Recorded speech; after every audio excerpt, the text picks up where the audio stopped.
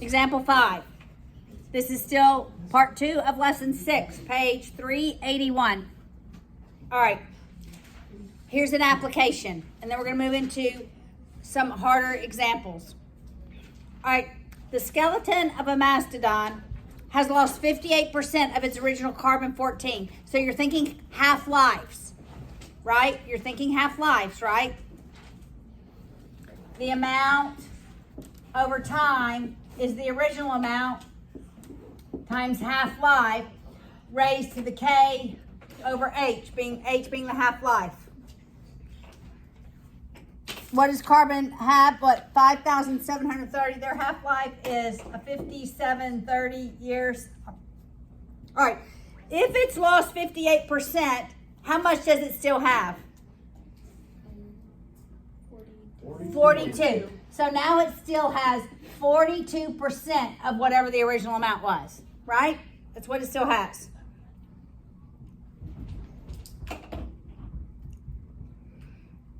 All right. So we don't, what is the question? When did the mastodon die? So it wants to go back in time when it had 100%. All right, so we just set these equal. K, RT. Okay, sometimes they use K, but since we're using time, I'm going to use T. Over 5730. Sometimes there's this multiplier that you have to solve. All right, so where would you go from here? Yes? I'm just a little bit confused. If you do that, won't you be ending up the time like now? Does that make sense? No. It's actually going to give me the time when it died. If I want to know the time when it is 100% decayed,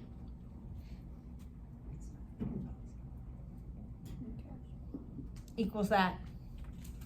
So wouldn't you equate P, like 100% P to that one to give you the time? This is the 100%. This is the 100% P. We have 42% of it left. Okay. You always equate it to what is left to figure out how long ago it died. All right? So what do I do from here? Couldn't you take out a P? Divide both sides by P. Yes. So now I have 0.42 equals 0.5 to the T over 5730. All right, what are we going to do now? Log.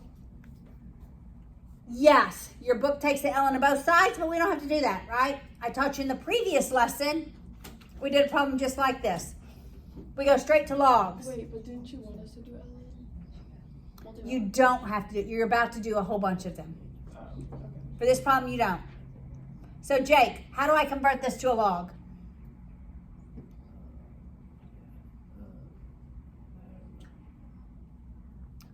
All right, Will. I'll write the word log. Please don't talk while I'm teaching if it's not about what I'm teaching.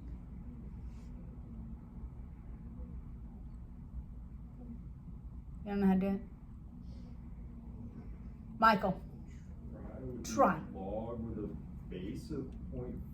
Yes. An argument of 0.42. Yes. Equals T over 5730. Yes. This you can put in your calculator. No. This left side. Only the left side. I wrote it wrong. All right. So put this in your calculator. Give me a number.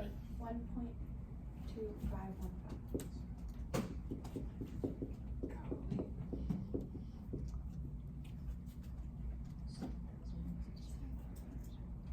Now how do we solve for this? Times 5730. What is that times 5730? 71713171. So 7,171 years ago. Okay, so now let's ask, does this make sense? Okay, here's when you're going to understand this, Trez. We have 42% left. It takes 5,730 years to lose half of it. So, since I have 42%, it better be more than 5,730 years ago that it died. And it is. Does that make sense? All right. Let's keep going. Example 6 on page 382. We've already worked some of these. Very similar to this. It says $3,000 is to be invested at 8% per year, compounded quarterly. All right, so what's the formula?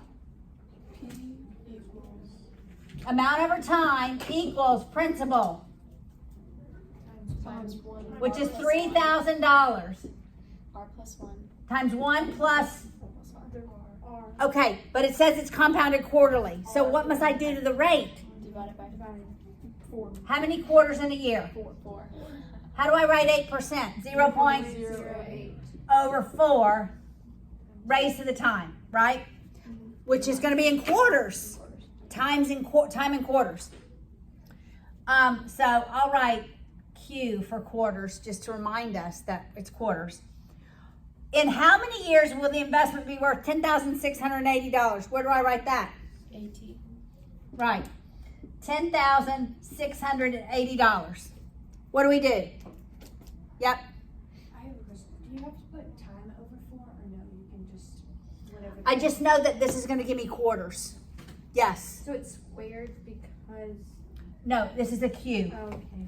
A Q for quarters. It can be T for time, but we know that because I've converted the rate to quarterly, that it's going to give me the number of quarters. Wouldn't it be time times 3? Because of quarterly. Actually, when I get the number, I'm going to divide it by 4. Just leave it the exponent. All right, y'all know how to work this from here, right? I want to whiz through these. Let's review.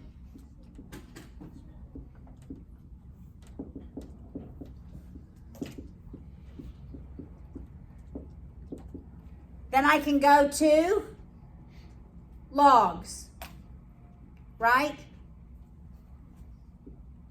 What's my base? 1 minus 2. Yeah, that way. My argument? 3.56. It's 3.56. It's this. Equals T. All right, we're not going to work it.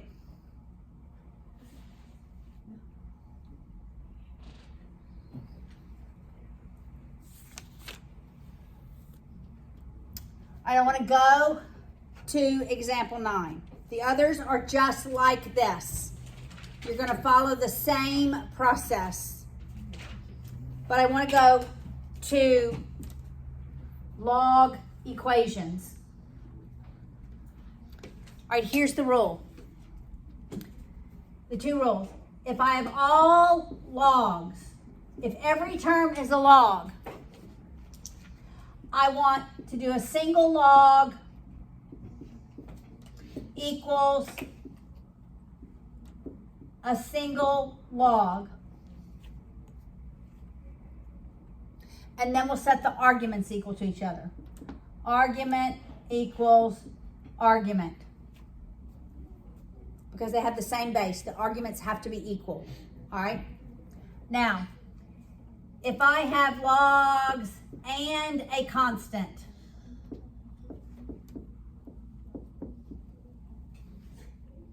I'm going to have a single log on one side, and I'm going to have the constant on the other side.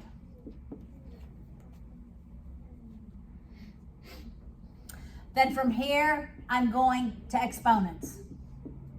I'm going to convert it to exponential. All right, so there's the 2 different types of equations. All right? We're going to start with all logs. We're not moving the logs from one side across the equal sign. Just leaving everything on the left-hand side, everything on the right-hand side, making the left-hand side a single log, the right-hand side a single log. All right, so look at example 9. ln x minus 3 plus ln 2x plus 1 equals 2 ln x. All right. Addition of logs is multiplication of the arguments.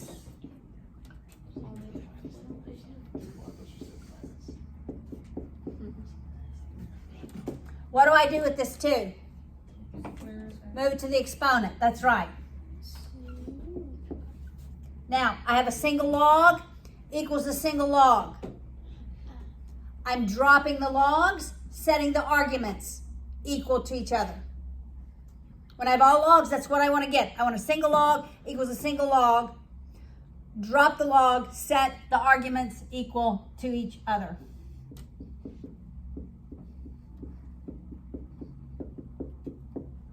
I will actually FOIL this. So I end up with 2x squared plus x minus 6x minus 3. I'm going to subtract x squared and set it equal to 0.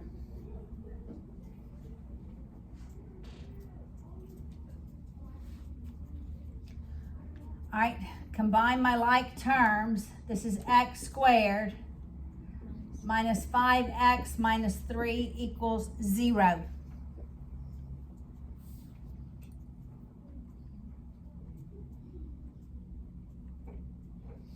All right, quadratic. X is 5 plus minus the square root. 25 minus 4 times 1 times negative 3. All over 2 times 1. This is positive 12. So that's 5 plus minus the square root of 37, right? Over 2. All right, so x equals 5 plus square root of 37 over 2. X equals 5 minus the square root of 37 over 2. What do I look for? A negative. Because right here, this argument cannot be negative. Is one of them negative? Yeah, this is bigger than 6. So this is not a solution. Only that is a solution. Got it? Yep. Will there always be one solution? No, Okay. Why did you say that's not a solution? because it's negative.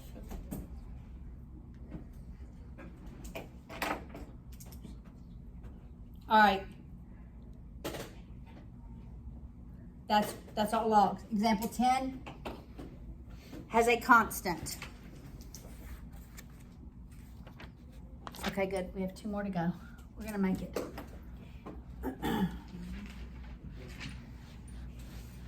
This is a long lesson.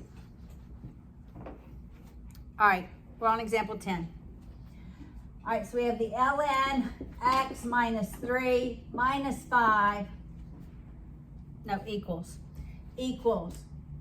5 minus ln x minus 3. All right, I have a constant.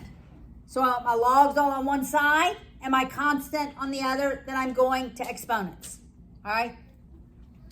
So I'm going to add ln of x plus minus 3 on both sides.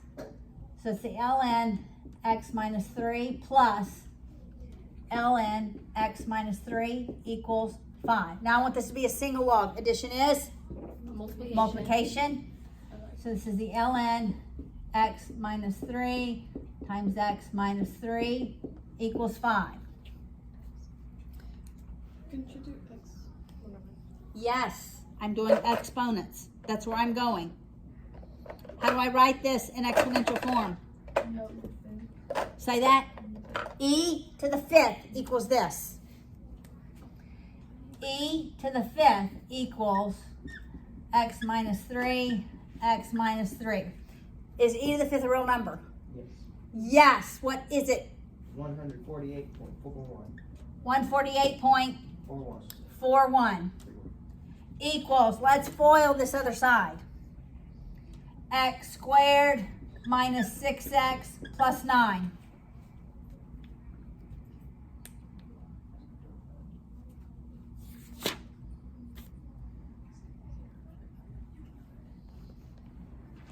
Oh, I'm looking at the wrong one. So you would set it to 0 and solve? Yeah, set it to 0. So subtract 148.41. What do we have? X squared minus 6x minus 139.41.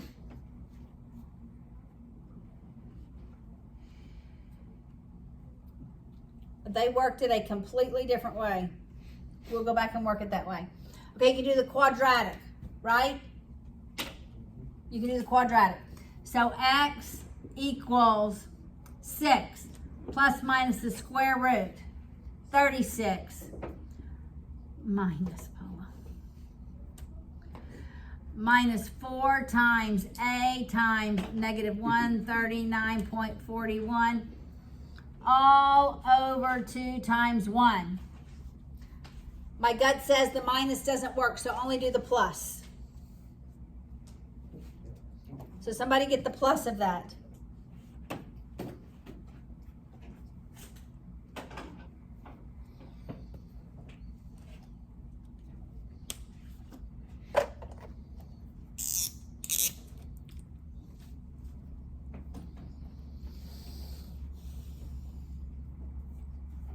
Nathaniel, I was trusting in you to do it. What's the answer?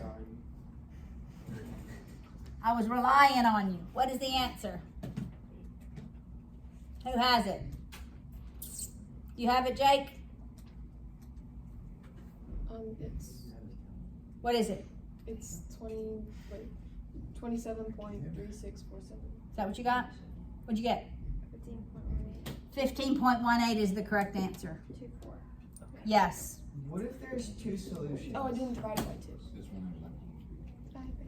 There's not going to be, because it's going to be a negative. So there's All right. never going to be two? Correct. All right, look here, guys.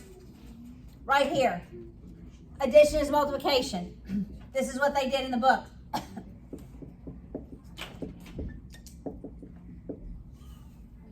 Yes. Y'all, we have to break down.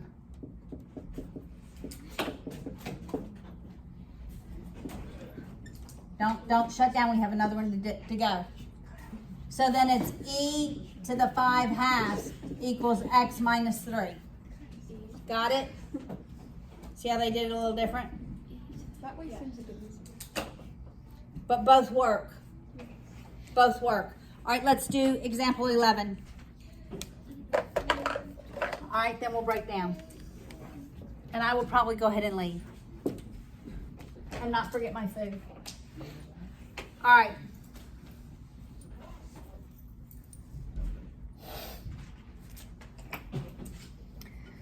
All right, here's example 11. You need lots of practice with this. Log x minus 16 equals 2 minus the log x minus 1. What do I want to do, ladies and gentlemen? Single log and a constant. Right, single log equals the constant. So I'm going to move this to the other side. Log of x minus 16 plus log x minus 1 equals 2. Addition is Multiplication. multiplication. So it's the log, what is that going to be? X squared minus 17x plus 16 equals 2. I multiplied them, right? So 10 squared equals x squared minus 17x plus 16. That's 100. So minus 100. Minus 100, that's right, on both sides. So 0 equals x squared minus 17x minus 84. And then use the quadratic, right? And I'm sure there's probably one answer because one is -4.